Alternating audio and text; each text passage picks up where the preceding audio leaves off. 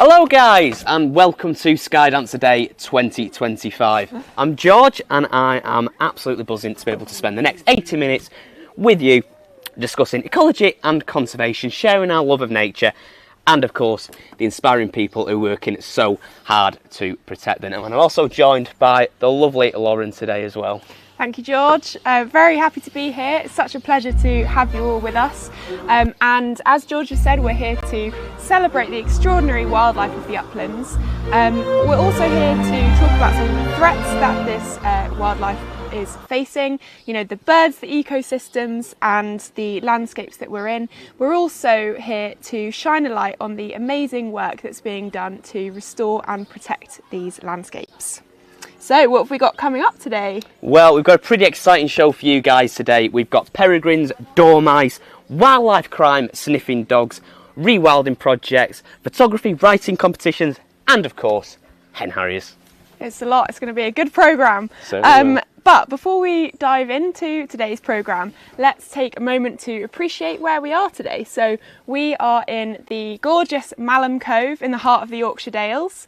And I know, George, you went for a walk around here yesterday. I certainly did. I went for a lovely stroll in the sun yesterday. I went up Goresdale Scar, which is this beautiful narrow gorge that's kind of formed through glacial meltwater, collapsing caves to make this really impressive canyon. It was so cool, honestly. And then I went up to Malham Tarn, which is one of the only upland alkaline lakes in Europe, which was also very cool. Amazing. Back over to the lovely Malham Cove, where I got treated by a lovely sighting of a peregrine. And I also got some wheatears, skylark, and of course some meadowpipits, which was pretty cool. A successful walk that was. It really was. But why have we chosen this site in particular? Well, this place is amazing for ecology. It's a really sort of niche area. And why is that? Well, actually, it's because of what's beneath our feet. These really thick beds of limestone that you get in this part of the world. You'll have also seen, you know, the limestone karst pavements, those, you know, really otherworldly shapes. They're so cool to see, which was actually the filming location of Harry Potter, which is also very cool. And as a result of these sort of limestone crags, you get perfect nesting habitat for the peregrines, which are just up the road over there. And also as they dissolve in the rainwater, because limestone is slightly alkaline, it reacts with the acid rainfall, dissolves into the rivers, which actually makes them slightly alkaline too, which therefore then makes a sort of niche habitat for other species. But someone who can tell us a lot more about this is coming up is David Butterworth, CEO of the Yorkshire Dales National Park, who's going to tell us a little bit more information about this site and the wider Yorkshire Dales.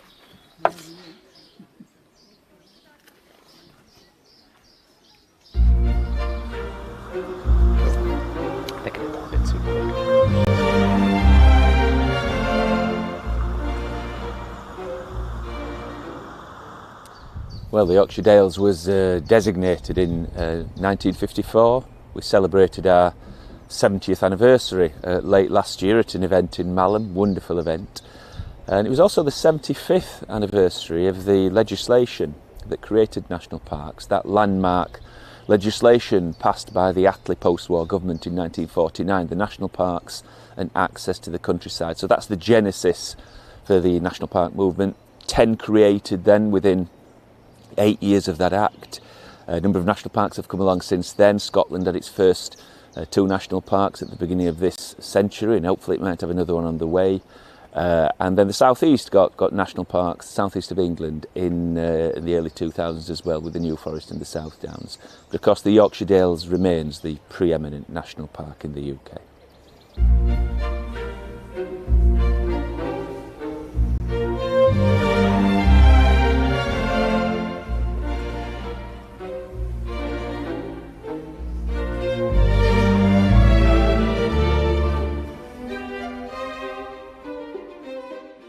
Well, there are 3 big challenges facing the Yorkshire Dales National Park, as there are all the national parks in the United Kingdom, and they're in relation to climate and what we can do in relation to climate mitigation and adaptation, which is significant in relation to peatland restoration, tree planting and promoting better ways of energy regeneration. The second one is nature recovery. We have an ambition in the Yorkshire Dales to be the home to the finest wildlife in the United Kingdom, and it's not a high bar. I mean, the United Kingdom is a nature depleted country, and I use the word deliberately, it's a third world country in terms of its nature, and we're not getting any better about that, so that's an enormous challenge for us. And the third one is just recognising the value of these fantastic landscapes to the public generally, and contributing more to the physical and mental health and well-being of the population. Huge challenges in the health service, which many people will be aware of, and we think we can play a really significant role in improving things there. And I mean, the people who are watching this, they won't get a kind of a big vista of what we're seeing here, but this is an amazing landscape, and it's really, really significant, I think, in terms of people's physical and mental health and well-being. Well, national parks are always a balancing act between the needs of nature, the needs of local communities, increasingly what we're doing in relation to climate and what we can do for the country's health and well-being. But I suppose my hope for the nature, and maybe it's because I'm now a grandparent, I know you wouldn't believe it, would you, looking at this, but I'm a grandparent, is that my generation, and the one that's following it in particular, bite the bullet and take the decisions that they need to take to manage these landscapes for climate and for nature. We cannot keep putting off those decisions in the way that previous generations have, because something has come along that's more urgent, whether it's a war in Ukraine or a cost of living crisis. Those are urgent, and I get that. But the really important stuff around climate and nature, it keeps getting shoved to one side, it keeps getting picked up by the next generation, and frankly, that's not good enough. So my hope is that we take responsibility for delivering for future generations in this country. We recognise that the north of England in particular is seen as an absolute black spot for raptor persecution, and that's been the case for some considerable time now. That causes us difficulties on two fronts, really. One is that we're increasingly getting feedback from people who live in the area and people who visit the area that continual problem is causing them to not want to come to the Yorkshire Dales, and that's obviously a problem because that's one of our statutory purposes. The second thing is we aspire to be the home to the finest wildlife in the United Kingdom. There are two things about that. One is that raptors are part of that. So we want to see more breeding harriers, and there's been some success in recent years in that area, albeit controversial. We've worked with some brilliant landowners who've assisted in that, and we want to see an end to persecution. And that's where there has been failure. So the ways in which we've tried to end persecution, which is essentially getting people round a table and saying, look, if we don't get this sorted and get it sorted soon, someone's going to come along and sort it for us, and that might be government. And they might sort that in a way that is not conducive to how people might want to live and work in these areas. But in spite of that threat, I think, we've just not made the progress that we need to be making in terms of dealing with persecution. And let me just make this last point if I can. Setting aside any responsibilities we've got as a national park for trying to be home to the finest wildlife in the United Kingdom, the fact is that bird of prey persecution is a crime. We kind of object to crime. You know, if government ever introduced a law that said before 10 a.m. each day a child had to kill a bird of prey, we wouldn't be happy about that, but it would be the law. And the law at the moment says birds of prey persecution is a crime. So we will call that out, and we would urge people who've got any information about this to call this out as well. It needs to be removed from this area, and indeed from this country. It remains a scourge, and we will do all we can in future, working with the police and relevant bodies to play our part in trying to deal with that.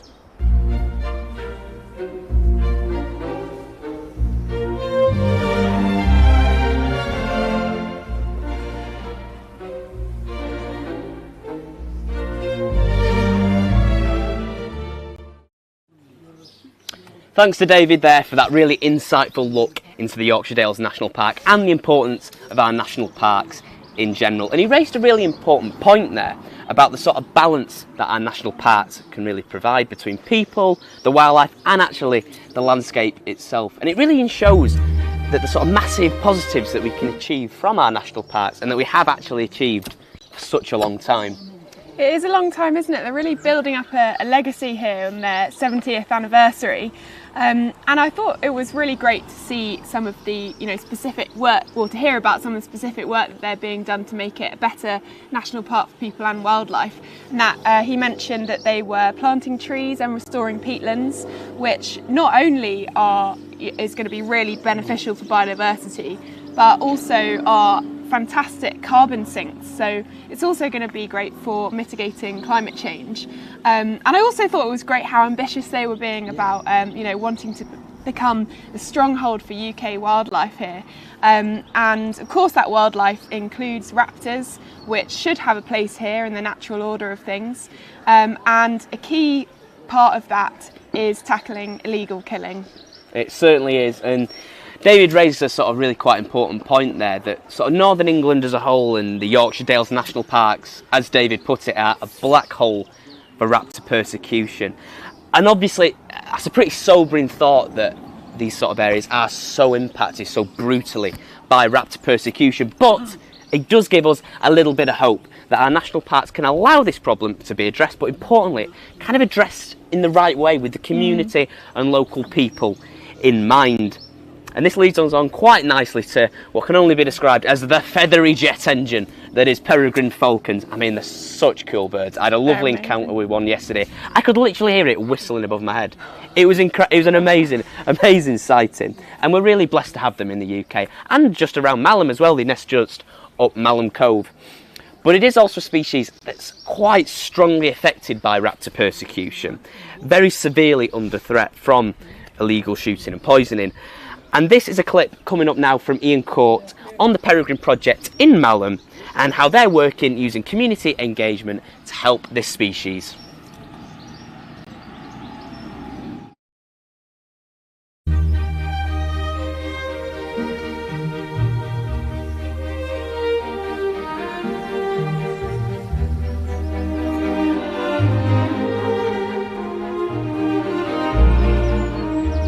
A pair of peregrines first nested at Malham Cove, as far as we're aware, in 1993. Settled on the cove knowing that there's lots of people about, so that original pair were really tolerant of people and disturbance and were happy to settle on a site like this. There are a lot of people, we get lots of people coming to Malham, and one of the things we wanted to do is try and highlight peregrines, the importance of raptors, and just to show people just how special these fantastic birds are. So since 2003, the Yorkshire Dales National Park Authority have teamed up with the RSPB to run a Malham Peregrine project, where we come each year here at the Cove, set some telescopes up. We've got a really dedicated team of volunteers from both organisations, and we show people the birds. And the response we get is absolutely fantastic. We've been doing it 20 years now, and it never wears off. One of the real special things for us, and why we think it's really important, is because we get a lot of people coming to Malham who aren't bird watchers. They might have seen Spring Watch or things like that, but they're not bird watchers. They don't necessarily know the birds are here, and we can show them. And one of the things that's really great when you hear it, when the viewpoint's open, is you can say to people, do you want to see a peregrine? And they can say, well, yeah, okay. Then, oh wow, look at that, it's fantastic. And we call it here at the project the wow factor, the Malham wow factor. That it's so great to see people of all ages, young kids, parents, grandparents, all having the same impact when they see the birds and going away saying, you've made my day. It's really great to see these birds.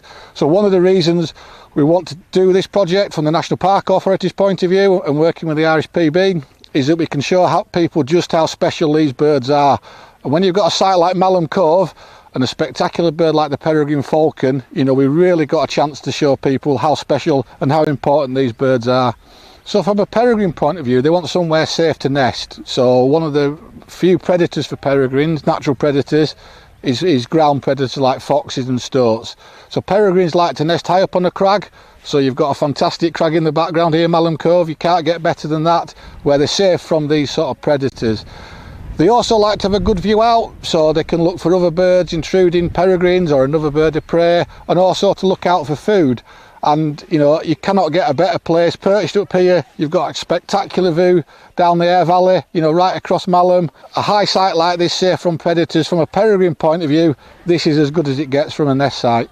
They'll pair for life, so we don't know how long they live. They might live 5-6 years, something like that. Well, the Malham birds are fairly Regular, they'll go down on eggs last few days of March, first few days of April most years, and that seems fairly regular, since we've been monitoring them here. They'll incubate, so the female will sit tight, do most of the incubation. She'll sit tight for 3, 4, 5 hours at a time.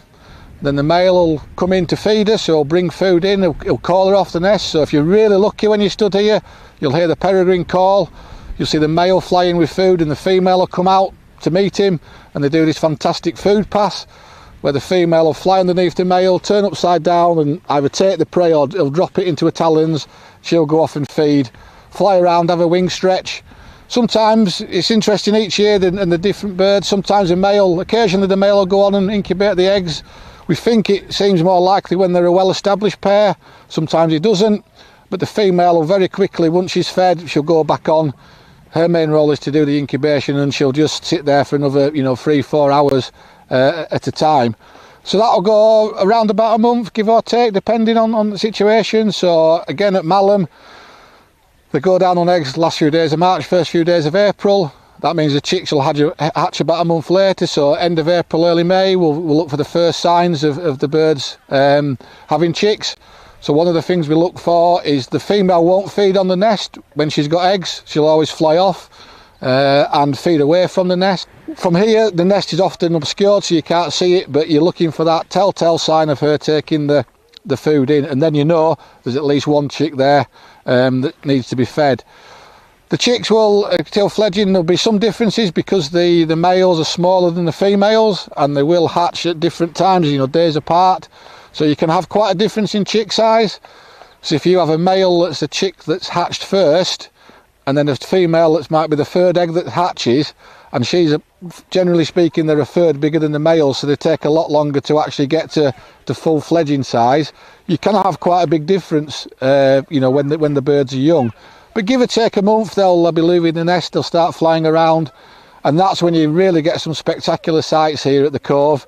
When the young are learning to fly, they're honing the skills, they're chasing each other, harassing jackdaws, and it is a real spectacular sight to watch them. So what we'll often get is sometimes the young, a bit like us really, some of the young leave straight away, really confident, they'll fly off, to look after themselves. Some are younger, dependent on the parents, and really, really reluctant to leave and be here still in August, trying to get mum and dad to feed them, look after them. So you get a real difference in each year, and depending on the birds. But generally speaking, in the late summer, autumn, the young birds will either drift away themselves, or the adults will push them out of the territory to fend for themselves, in the wider countryside, where they'll go out, start looking for their own territories, that hopefully in 2 years' time they'll settle down to breed. The main food supply for peregrines is pigeon-sized birds. They're the ones they'll take, but they are very adaptable. They'll take a whole range of bird species, mainly in flight. So there could be anything starling size, thrushes, blackbirds, anything up to wood pigeon size. Quite a lot of the birds will both from this country and the continent will go on to the estuaries in winter, so they'll hunt shorebirds, waders, or they might go into wetlands to hunt, duck, teal, mallard, something like that. So they've got a real wide range of different prey species. But it's really difficult for the young birds, as often natural high mortality in their first, once they're kicked out and they're not being fed, it's really, you've got to learn to hunt quickly, otherwise, you won't make it. So naturally, mortality is quite high in the first year for peregrines as they learn these skills. It is difficult. Not every hunt's successful. It can take many, many times to actually catch something. But this is how nature works. It's the survival of the fittest will make it through the winter into the next year.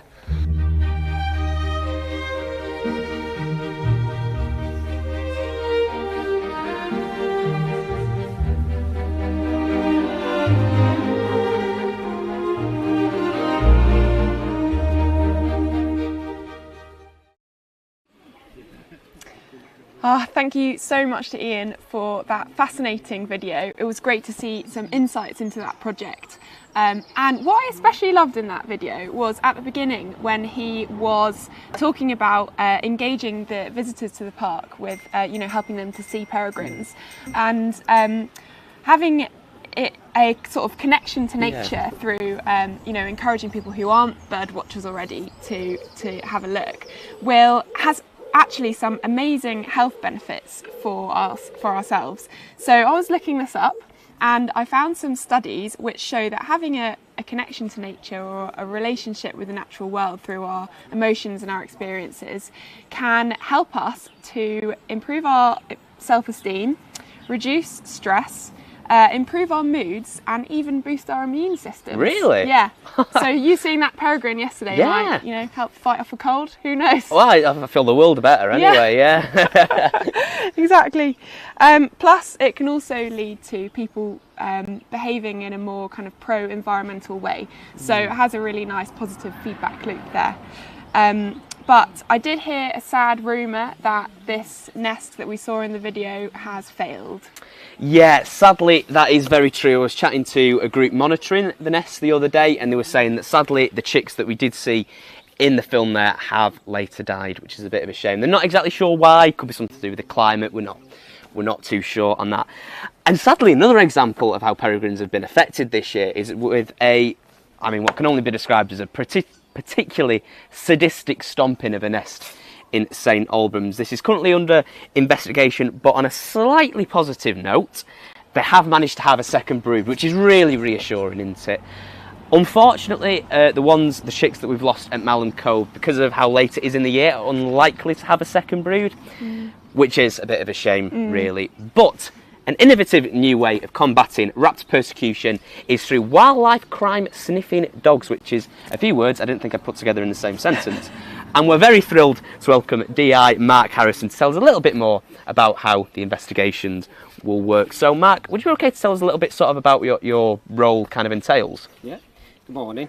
So I work as part of a small policing unit, and there's only 18 of us in the team, but we cover all of the UK.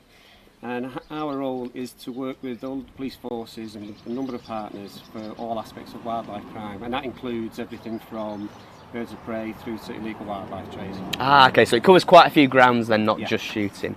Okay, and then I was wondering, sort of in the case of raptors particularly, what would kind of be your sort of step-by-step approach to, you found the corpse of a raptor, you've kind of identified that this has died under unnatural circumstances, how would you then sort of progress to, in the best case scenario, being able to identify an individual or a group of individuals and then leading up to prosecution? So it obviously varies in relation to different crime scenes. So a lot of the times what will happen is we'll get a notification from somebody that they found something that looks suspicious. Yeah. So then for us, it's find out as soon as possible so that we can get up there as quickly as possible and recover the best evidence. And we have to preserve forensic evidence, and we have to make sure that we're not contaminating the scene. So police officers get specific training for that, because obviously there's a lot of evidence there, and we need to be able to link a perpetrator to that victim at that location at that time. So that's what we're working at, that triangle. So what we'll generally tend to do is make sure we get it forensically recovered, take it away, and then there's a lot of work that goes on in the background then. Yeah. So there's a lot of agencies that we work with, such as SASID in Scotland or Zoological Society of London, and we'll have post-mortems done. We'll work with Animal Plant Health Agency, and they'll do toxicology reports, and we'll try to find out what's going on. Everything from X-rays through to, there's a lot of work that goes on. And then we'll try to prove it's a crime first. Yeah, of course. Then while that's going on, we'll be looking for other passive sources of evidence that might be CCTV, witnesses, other forensic evidence that might be around. And whenever we get something that's suspicious, we'll be looking for what's the threat to the birds in this area. Is it natural causes? Has it hit electric pylons, or is there a threat? And unfortunately, there are some places where there's conflict with the birds, so that might be, so we can then start to suspect that a crime's taking place. And what we have to do is bring all that together with all the expert witnesses, speak to the Crown Prosecution Service, and then try and get a decision made in relation to which way we're going to go. And that might then mean we're doing warrants, we're inviting people in for an interview, we might be arresting people, and then we'll be looking for other evidence then to bring together for the case at court, and hopefully getting a prosecution. It's not easy. No, getting the evidence in the first place isn't easy, which is why we've been working with the detection dogs to make sure that we can recover as much evidence as possible. And the burden of proof, we have to be able to prove beyond all reasonable doubt that something's taken place. So you are up against it, and unfortunately it can take a long time. The CPS and the police are under a lot of pressure for other priorities. and we've still got a backlog from COVID. Of course. So, but everyone's doing the best and trying to get it before the courts, and hopefully we get prosecution. Absolutely, and I mean it's really reassuring to know how sort of seriously this is taken, and what the sort of depth of investigation that this goes into, showing that there is care about getting people prosecuted, and that's really it's reassuring to know. Yeah. Really reassuring. And as part of this sort of training, we're going to look now into a small VT, kind of looking into how the dogs themselves are trained and a bit of an overview of how that works.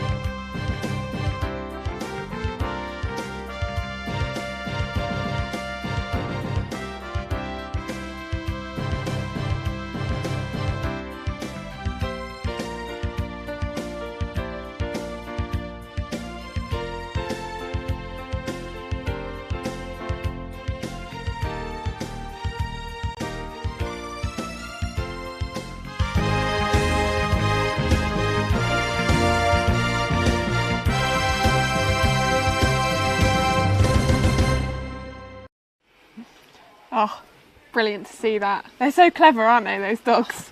Mind-blowing. And we are very excited to be joined by two of the team from the show. So we've got Kevin and Jem here. Thanks so much for coming on today and for the video. Yeah, it was great to see the dogs in action on the video. But I really wanted to ask, I saw you putting down some things in the grass to train them on. So what exactly are these dogs trained on to find the wildlife crime? We've trained them on bird carcass, just general purpose carcass, so not specifically hen harriers, so they'll find any birds. But we've also trained them on the sat tags, which will be on the hen harriers.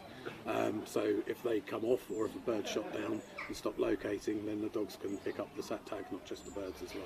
And so how do they sniff out the satellite tag? Does it have a smell as well? Or? So yeah, everything on there has got components inside it. It's got a battery, which is solar powered, so it's also got the panels on there, it's got wires, so very similar to what you do with a mobile phone detection dog. It's got similar components, so we just train them the same way as we would anything else. Wow. The scent picture is smaller, but it still has an odour, so the dogs can find it. I wouldn't have thought that, you know, wires and bits of metal had a really strong smell, but sort of ingredients put a picture together for the dogs. Yeah. Super interesting. It's mind-blowing. It's mind-blowing, the skills and how genetically sort of different they are, that they're able to detect things like that. Yeah. It's quite something else. And you sort of briefly mentioned earlier the similarity in training. So are they trained in a similar way to dogs that sniff out drugs, tobacco, things like that? So when you're getting your dog on a new odour, it will be very similar. And we do, even with our dogs, we do train them in a similar way. So we'll do building searches, car searches, and then eventually we will take them out into the live environment, because they're going to be wildlife dogs. So we need to make sure that they can get used to going through brambles, through water, thistles, anything they're going to encounter in their environment, and that's where it will start to differ from other forms of detection. Of course. And it was really interesting to see how you were sort of quartering through the field there. How does that work? So we'll walk on a transect in a straight line, which is why spaniels are really good as well, because they quarter naturally. So we'll walk in a straight line and the dog will work from right to left, trying to pick up the odour. And obviously a bird's quite smelly, so your dog's got a very good point of detection, probably 100 to 200 metres. He can probably get the odour if the wind direction's right. So yeah, they can pinpoint the birds pretty quickly for them. So organised. It really is. It is just fascinating, and I'm also fascinated by how well played they are. Sat there, they're chilled. Henry's a different kettle of fish. So we wanted to bring Henry in, but Henry would not sit still. He would trash the place. Bless. Well, thanks a lot for coming, guys. It was really, really interesting to hear about this kind of innovative new way of combating raptor persecution. It really is amazing. Now, we're going to go on a little bit about some of the sort of fundraising that's kind of involved for sniffer dogs and things.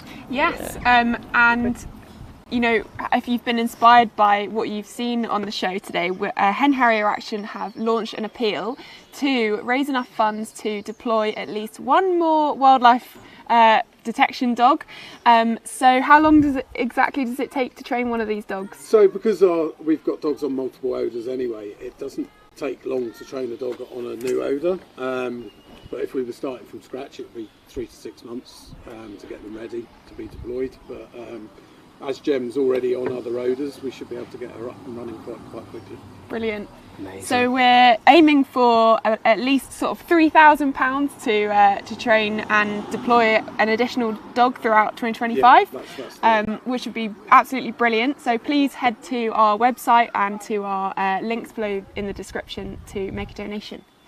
And every contribution really helps to strengthen our response to illegal activity and help these birds to thrive in this habitat that they should call home. 100%. Well, yeah, thanks again for joining us now, guys. And you'll remember that last year we had the lovely award-winning author Jill Lewis, and we're so grateful that she's back again, joining us via Zoom. Can you hear us there, Jill? Oh, hello, Hello. Lauren and George. Can you hear me all right? We certainly can. It's lovely to see you again. Oh, no, it's really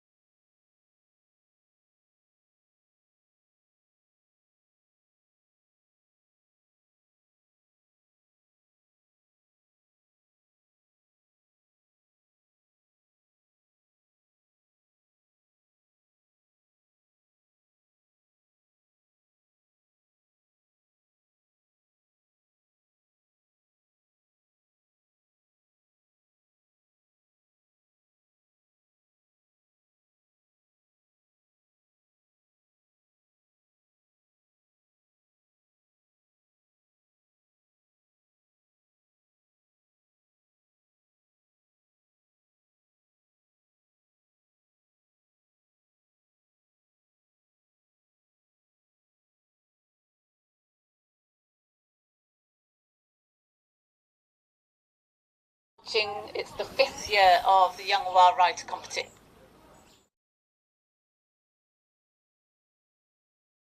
Let me know when to go. All good. I did, yes. So it's really lovely to be announcing it's the 5th Young Wild Writer competition. It started actually back in lockdown when we were all locked away, when we all felt very isolated. And what that did during lockdown was we wanted people to share their stories. We wanted their people to reach out with each other and connect with each other. And so that's when the Young Wild Writer competition started. And it sort of makes me think about stories and the importance of stories. Because when... Oh. Sorry, might have just lost Jill there 1 second. You still there, Jill?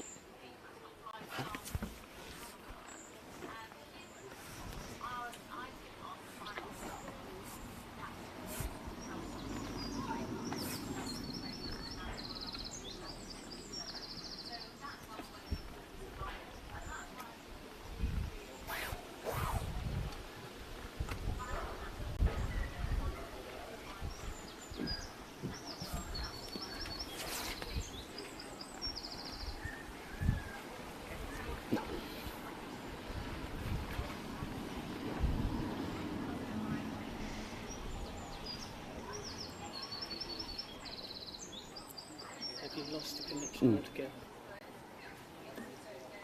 So you're not on Zoom at all? No.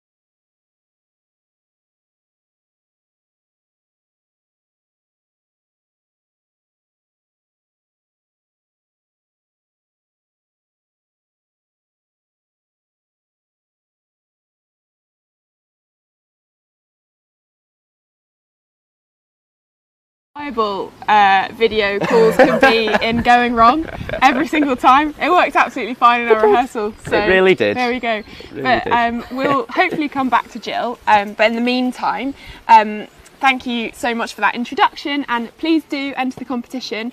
You know, we really need creativity to spread the word for these kind of threats and for how inspiring wildlife can be. When you read a piece of writing, like Jill was saying, you know, it really helps you to see it through a kind of more creative, creative lens, and you know, spark our kind of emotion, get people going. So yeah, please do enter and find all of the details on our website.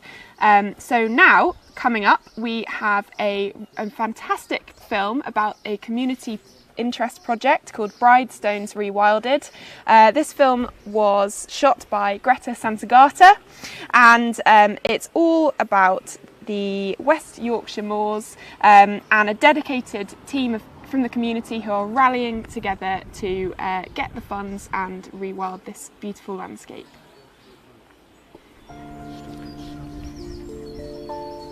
Good save. Oh, sorry, I panicked a bit then. No, This is no, she was still up there. I was like, Bridestones right, Rewilding Project 2025. It's nestled between the Walshaw Moor and Todmorden in West Yorkshire.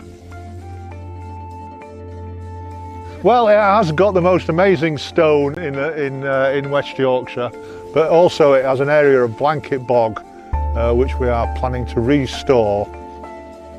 We are also planning to work with Moors for the Future and Slow the Flow, and we're going to create lots and lots and lots of little dams and bog pools all across the blanket bog area, and this is going to create a perfect habitat for insects, and this in turn will create a good area for breeding birds.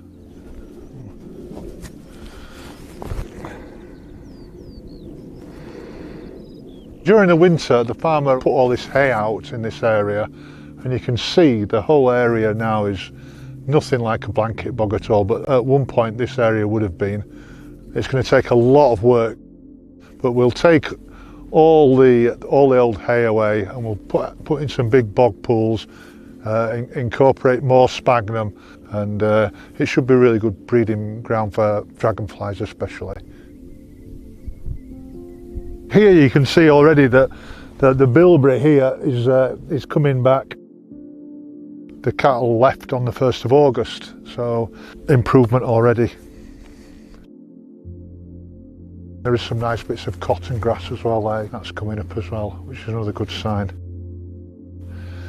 Excellent. Land is at a premium and everyone wants to just build on it, and we're going to save this bit so everyone can come up here and enjoy it. We are aiming to raise 350,000 to buy the land, and at the moment we have raised approximately 150,000, and we're getting a loan from a local business, and hopefully we shall be acquiring the land by August this year, 2025, and that's when the hard work starts.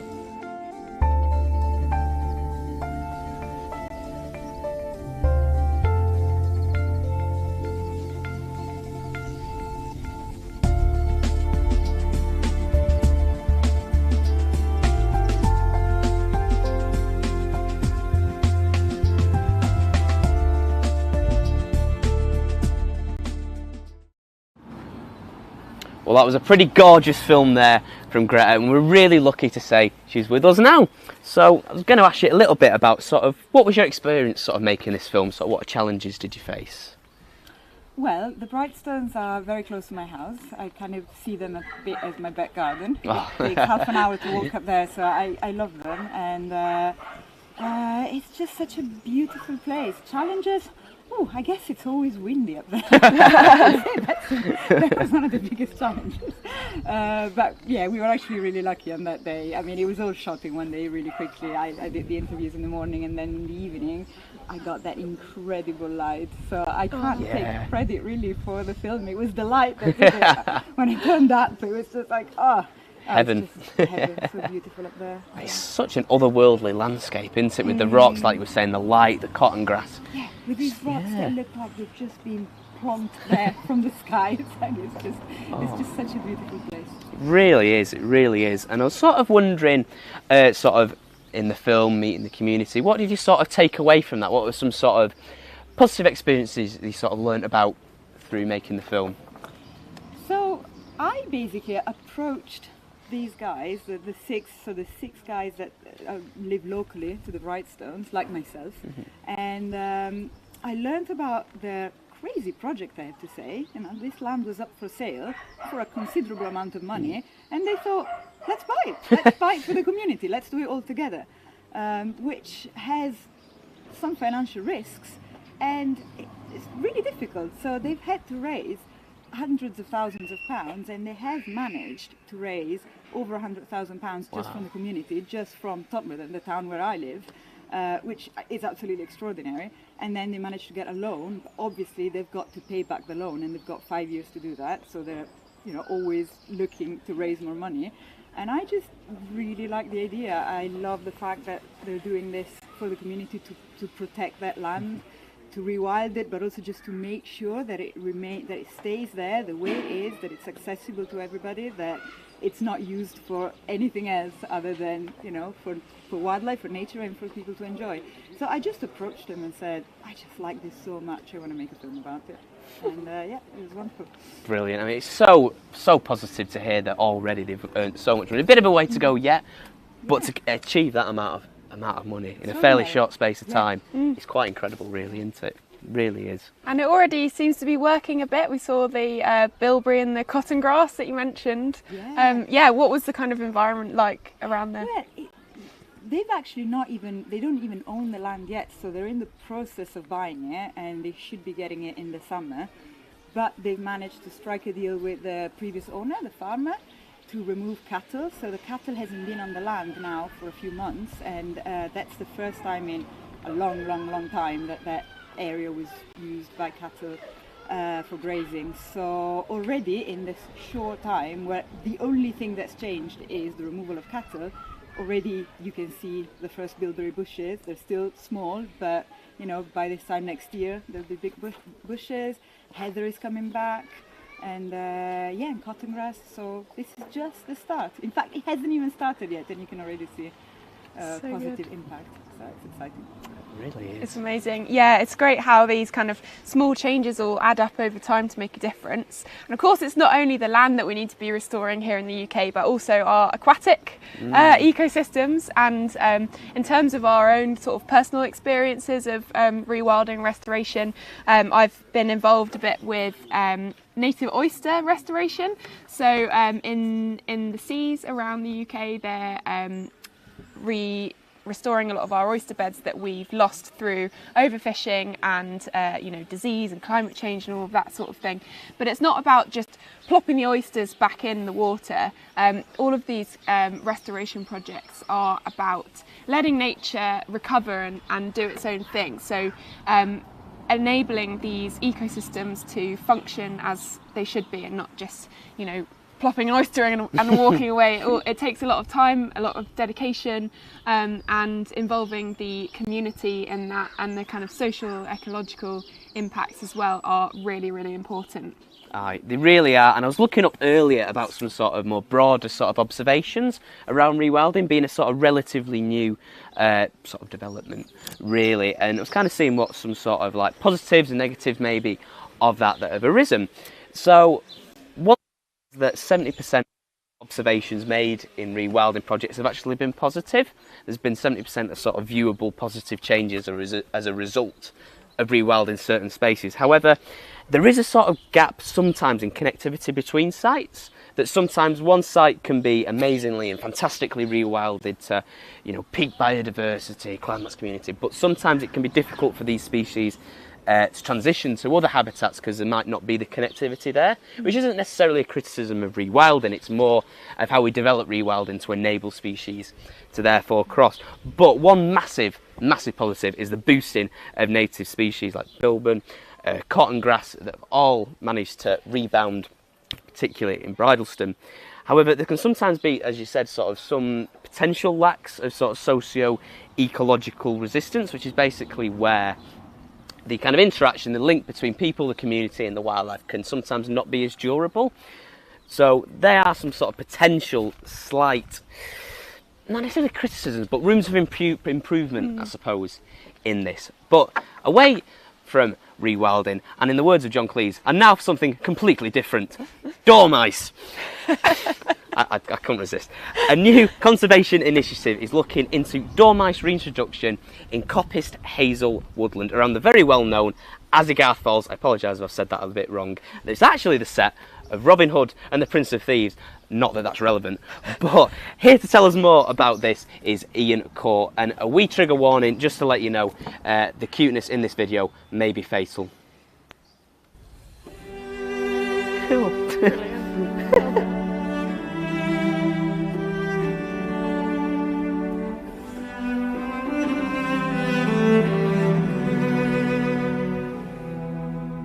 So this is Freeholders Wood in the heart of Wensleydale in the middle of the Yorkshire Dales National Park. It's one of the really important woodland habitats we have here in the Dales, and this type of woodland is categorised as semi-natural ancient woodland. It's ancient because it's been here, as the name suggests, a long time.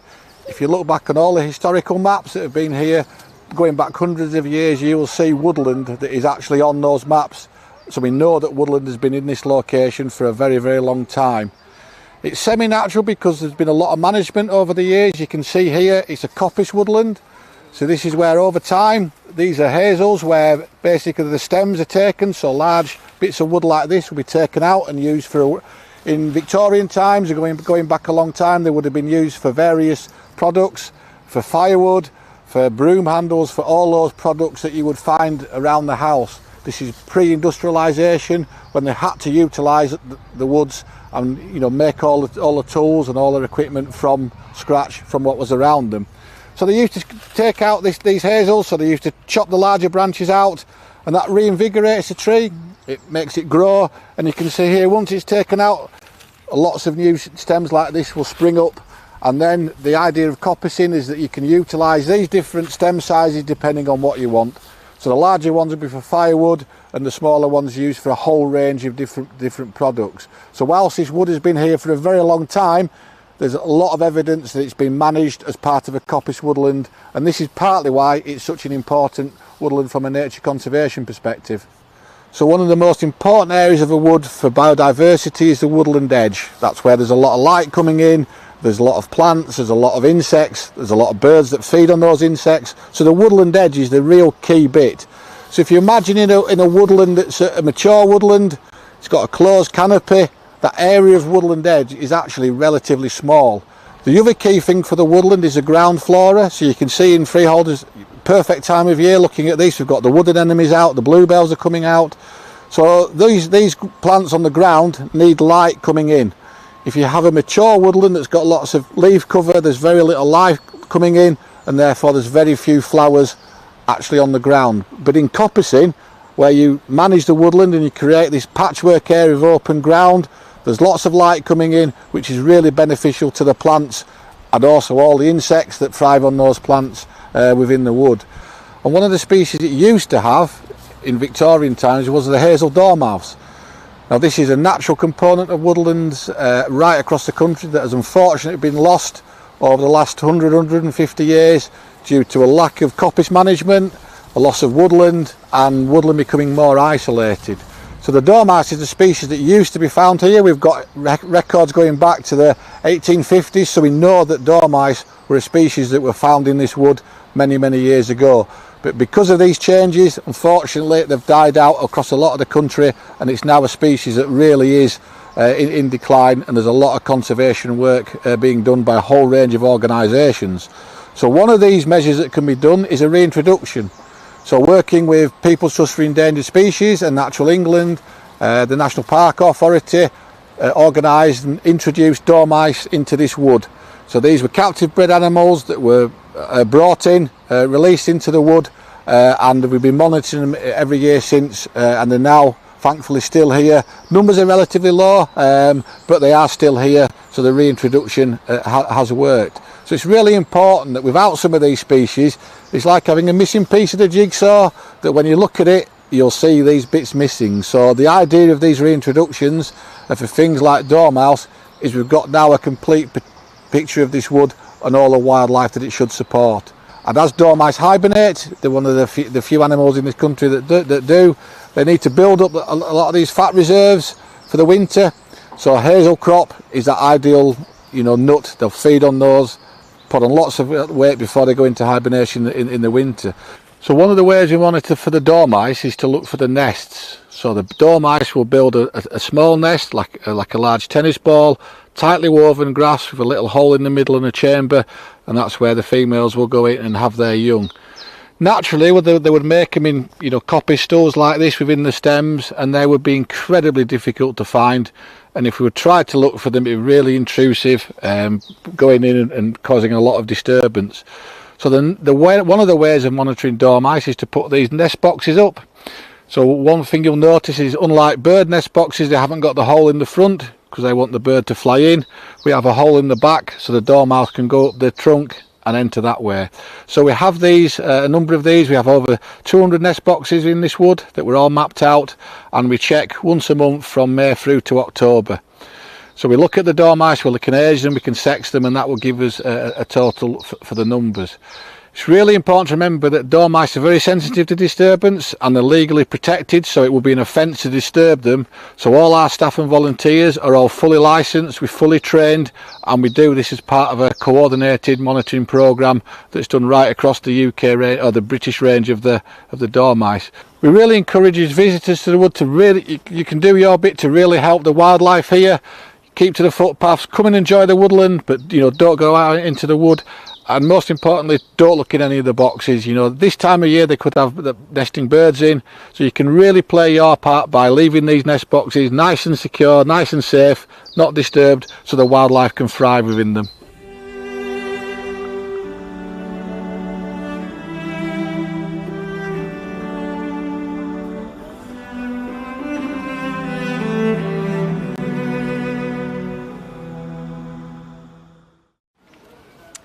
Many thanks to Ian Court for that video. Oh, dormice. I just can't believe them. They're absolutely amazing. How is something that cute? It's impossible. It's a joke. It really is. You know, apparently when they do the dormice surveys in the winter when they're hibernating, when they pick them up out of their nest boxes, they stay asleep. So they're in that little round like bundle. It's just amazing. Maybe we should do the training. That's cruel. Yeah. That is cruel. But I thought it was so interesting in that video how he described the sort of edges of the woodland being their specific habitat, and how that coppice management kind of supports the species. It's actually got a really fancy word, that kind of gradient between one habitat into another. It's called an ecotone, apparently. And these are really biodiverse habitats because there's so many different niches for species to evolve into, which is why we get some really interesting species like those wood anemones that we saw, and the dormice, of course. Absolutely. But also that there's nothing sort of going to waste from this project, because the wood that's generated from coppicing is a really ancient craft, coppicing. So the wood can be used for fuel, but it can also be used in sort of artisanal crafting to make really nice fences and baskets, and these are skills that we're also losing from our cultures because not as many people do them. So this kind of conservation project is also giving back to the local community in that way, and you know, benefiting our culture as well as the wildlife, which I thought was really interesting. Really is, and again it goes back to that point of our national parks being amazing places purely for wildlife, but also enabling these sort of reintroduction projects, these rewilding projects, to not just benefit the wildlife but the community and the people around them. What a great project. I think everybody's going to be going into the dormice reintroduction project now. Yeah, absolutely. You're going to be getting a lot of applicants, I think. But now, it wouldn't be Skydancer Day if we didn't mention hen harriers. And here we have what can only be described as an elegant piece focused on the sheer beauty of this marvellous keystone species. And when talking about the sort of ecological importance of this species that kind of holds the web of life together on upland moorlands, we can kind of forget what a dashing species they are, and it's safe to say that this film captures perfectly the phantom of the moors, the grey ghost of the uplands, the Skydancer hen harriers. Enjoy.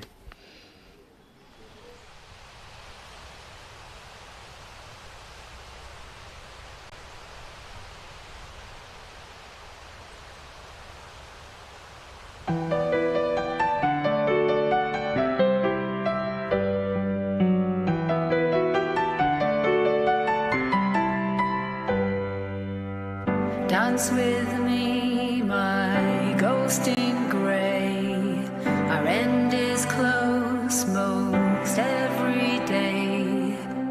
Blue-grey circles in the sky.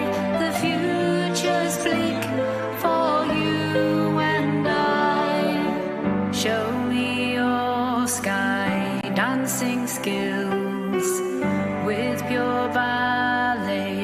Past the kill to the ringtail on the wing, dance as winter turns to spring. They hunt me, trap me, shoot me down. Help me, hear me cry out loud. Hear the sound of distant guns. Something evil this way comes.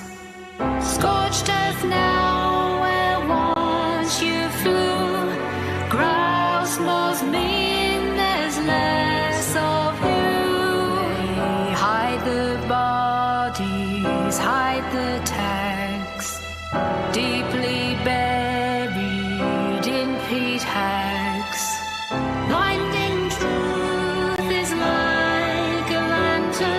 for they can never hide the pattern. They hunt me, trap me, shoot me down. Help me, hear me cry out loud.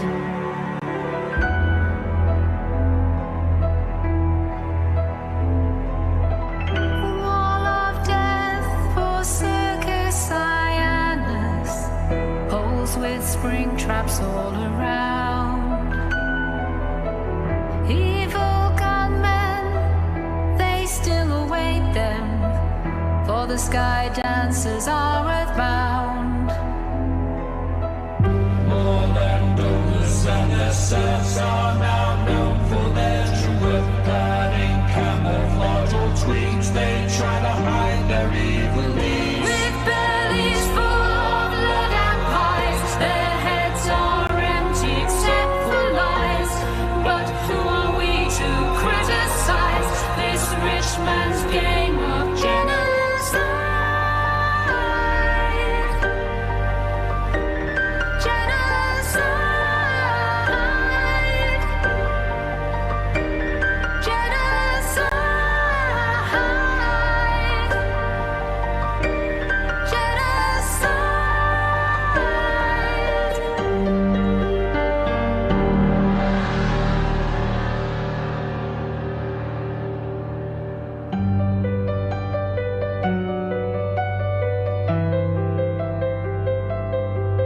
They hold me, trap me, shoot me down. They hold me, trap me, shoot me down. Help me, hear me cry out loud. Help me, hear me cry.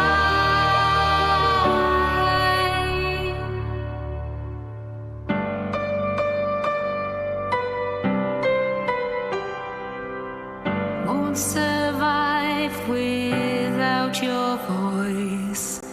Be the difference, be the choice. We may have wings, but we can't fly. We disappeared behind closed eyes.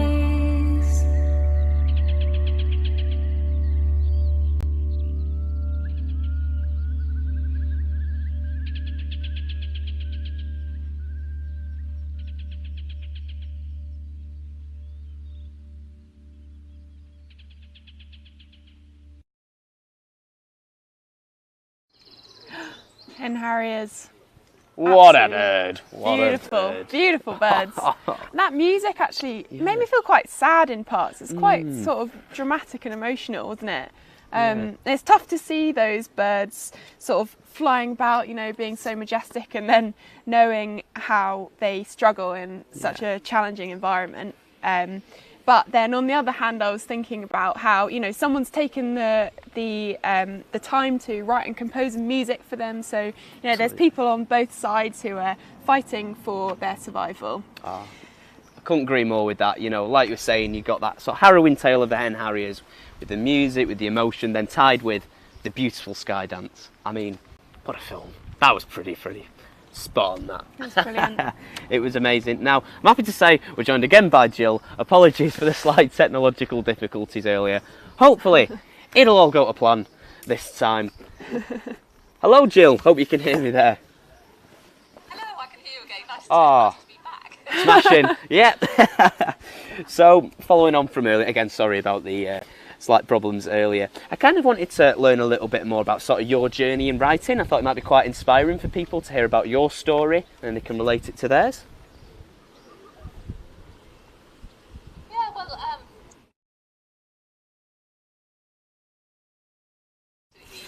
obsessed by animals, anything that crawled or swam or flew, I wanted to go and investigate it.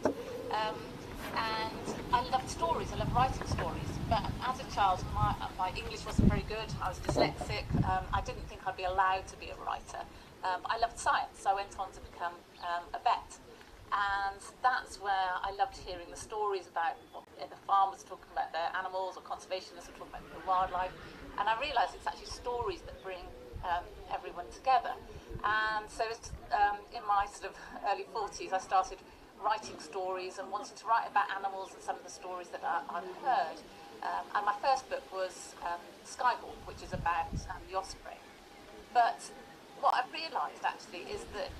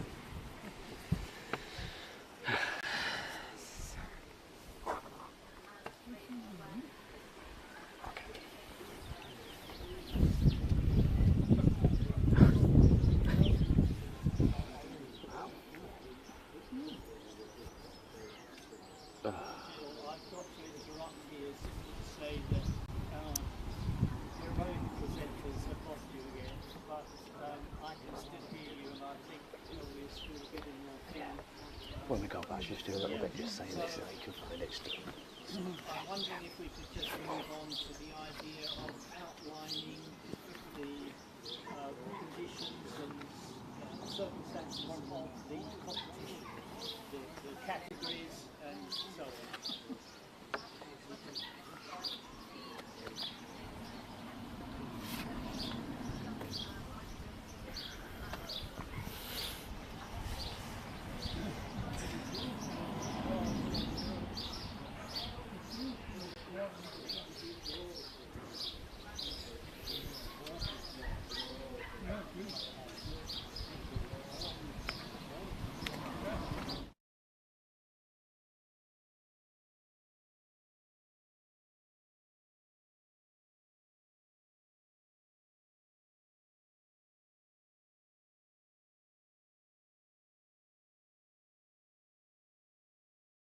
or less about a moment of change.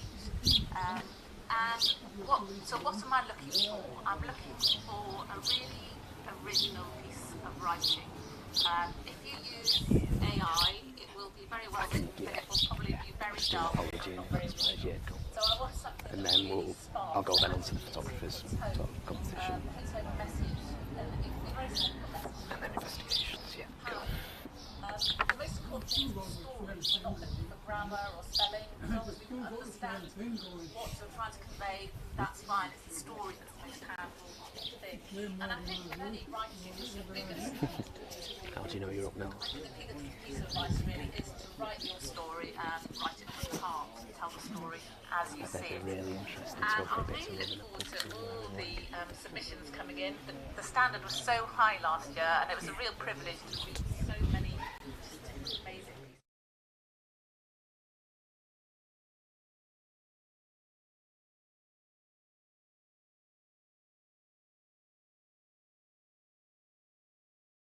Thank you. Okay, Jill, that's great. I don't know if you want to mention anything else about. We are still having several audio problems, and what we'll do is we'll put all the details of the competition onto the website and make sure everybody knows about the dates and so on for the competition itself. Thank you so much for getting through this, even though we've had a rather torrid time of it, but it's great to see you. Oh, it's been an absolute pleasure, and really looking forward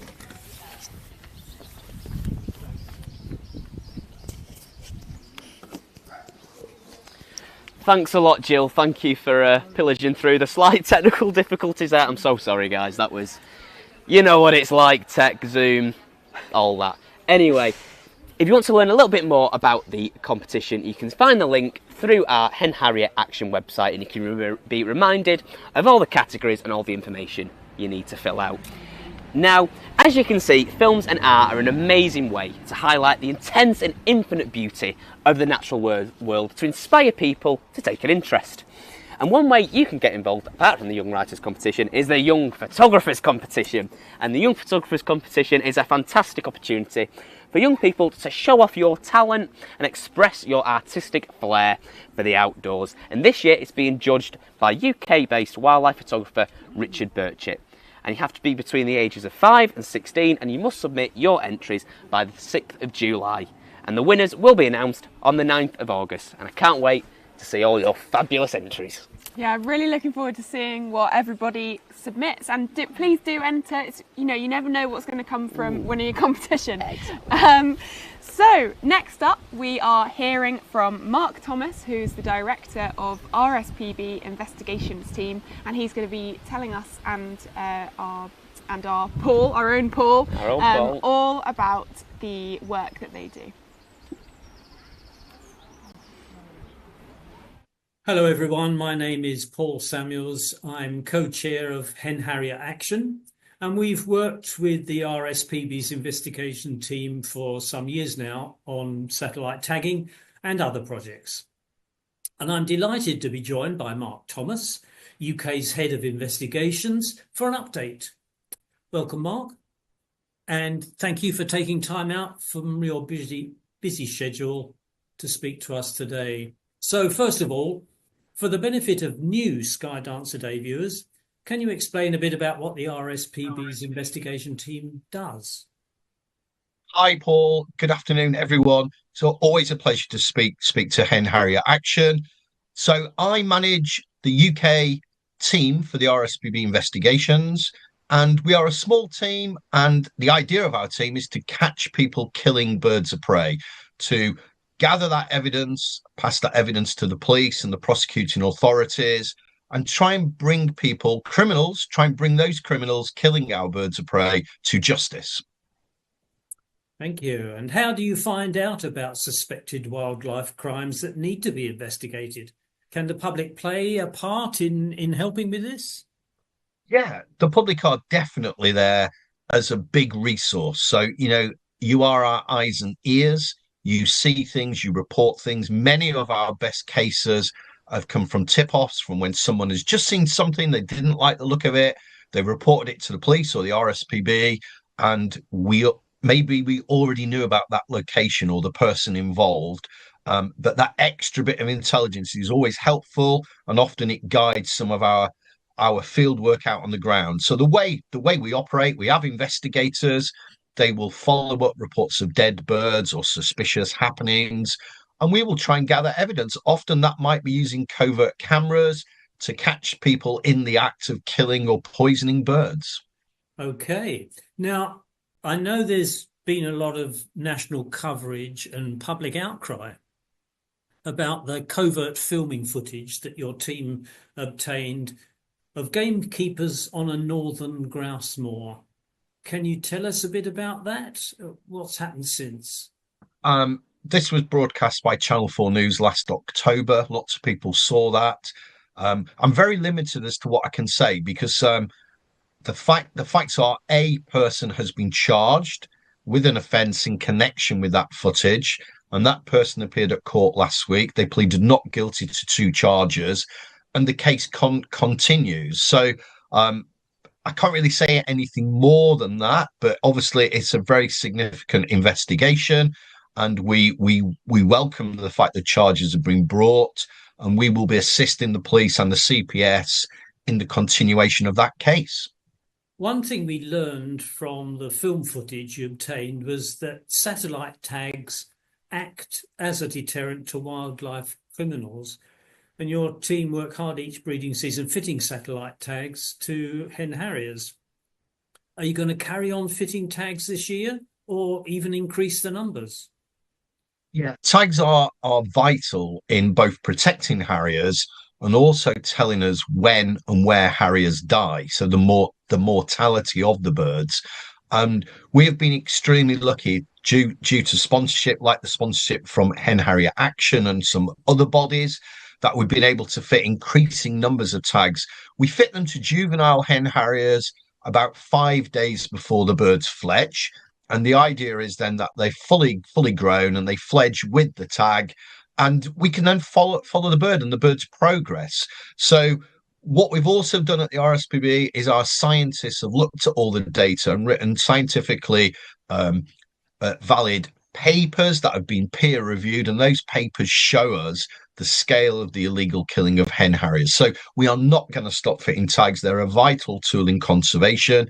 They tell us lots of things about individual birds, and particularly about how the birds are dying and where those birds are dying. Thanks to our generous supporters, it's not Hen Harry Action's own money, we were able to fund 4 satellite tags. There was a bird in Scotland, one in Wales, and a couple in England. And you investigate their movements. Is there anything that you can tell us about these 4 tags and their birds? Yeah, sure. Again, a huge thank you to your supporters for the appeal that you raised. You've done this for several years, and we absolutely are delighted with the response that you get to these appeals. It enables us to fit tags. It enables to track individual birds. So, in relation to the 4 birds which we fitted with tags most recently, at this time of year in May, we don't really publicise where the birds are for very obvious reasons. But what I would say, 3 of those 4 birds are doing very, very well. And unfortunately, one of them is not. And this is a bird which died a couple of months ago. It's subject to an ongoing police investigation. And the location where the bird died was on a driven grouse moor. So I think that's probably as much as I can actually say on that at the moment. It's subject to an ongoing investigation. But again, it shows the value, because without a tag, we would not know what those birds were doing or the fates that they have received. So finally, I just wanted to ask you about the annual bird crime report that you and your team pulled together. Many of the cases are really shocking and heartbreaking.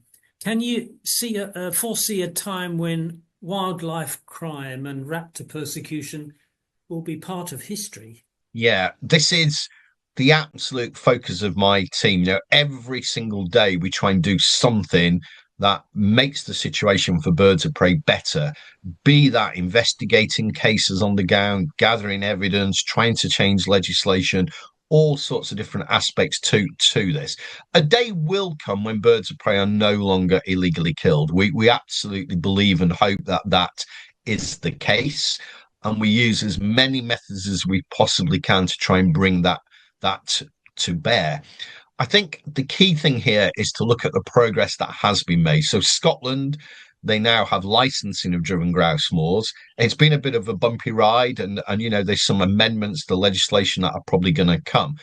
But really, if you look at it, birds of prey in Scotland now are better protected than birds of prey in England. So the RSPB's campaign at the moment is to bring that same change to the grouse moors in England. There has to be the same legislation, the same level of protection. We acknowledge that other organisations and individual people will want to go further than licensing. They will want a ban of driven grouse shooting. I respect those views. The RSPB's views, however, we believe that licensing is the most likely thing that will happen. And we're pressing government continuously to try and make that happen. We believe if a licensing system is in place, then the people who are pulling the trigger and killing birds of prey, and the bosses and managers who in some cases are making that happen, they will stop and think, do they really want to lose their license and their ability to shoot on that land through carrying on or continuing killing birds of prey? So whilst the RSPB is completely neutral on the ethics of game bird shooting, we will stand up and we will scream about the injustice when amazing birds of prey are being illegally killed. This has to stop. The killing has to stop. Well, as viewers will have seen earlier on in the programme, David Butterworth reminds us all that crime is a crime. And he and the Yorkshire Dales National Park Authority are going to do all they can to uphold the law. Thanks, Mark. It's been a really enjoyable and interesting conversation. And just like to, on behalf of Hen Harrier and all our supporters, like to thank you for the work you do, not just this interview, but all the work that goes on throughout the year to help protect our very valuable wildlife. Thank you. We will continue to work on your behalf, everyone's behalf who treasures birds. You know, as I say, the killing has to stop. Let's hope so. Thank you, Mark. Thank you to Mark Thomas there and our own lovely Paul for that really interesting interview, kind of surrounding the sort of realistics of actually investigating in these big open spaces the issues with satellite tags, criminal law, and it kind of gives you a sort of more of an insight into how it actually operates, I suppose, in a way that at a sort of ground level with shows like this, we've got the open conversations about persecution, but realistically with the actual investigation that is involved, as Mark highlighted there, it is still a long way to go, a real long way to go. But on a slightly lighter note, we do have some positive stats. Yes, we do. Although the hen harriers are still kind of a quarter of what they should be at according to how much of their suitable habitat they have, the stats are going up, which is brilliant, and we've had so many people today making this happen. So I want to thank all of our amazing guests again for all of their fascinating insights, for all of the people behind the camera for making this happen, for the beautiful Malham Cove to having us, to you George of course, and for everyone at home watching. It's been a pleasure to have you.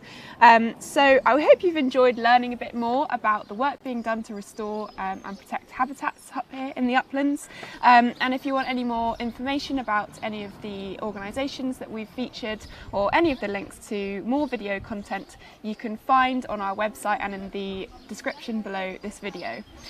Please continue to support our efforts, sign up to our newsletter, and even make a donation. So apparently we are fundraising as well for satellite tags for the RSPB to be able to monitor more of these birds going out into the wild, and you can even organise your own Hen Harrier Day in your community. We certainly can, and thanks again to you, Lauren. Really enjoyed presenting this with you. It was a right laugh. We dipped a little bit in the middle with the technology, but it was a cracking show. And really, I hope you kind of leave today switching off YouTube with feeling a little bit more reassured and optimistic for the fate of our ecosystems and for the future of them in this part of the world, and also a kind of drive to support the rewilding and restoration projects that are helping to kind of nurse our wild places and stitch them back together into their former glory. And maybe, emphasis on maybe, one day we can kind of revel back in a few years' time and look at the positive change we've managed to achieve. Thanks very much for watching. Thank you. And we'll see you next year. Bye.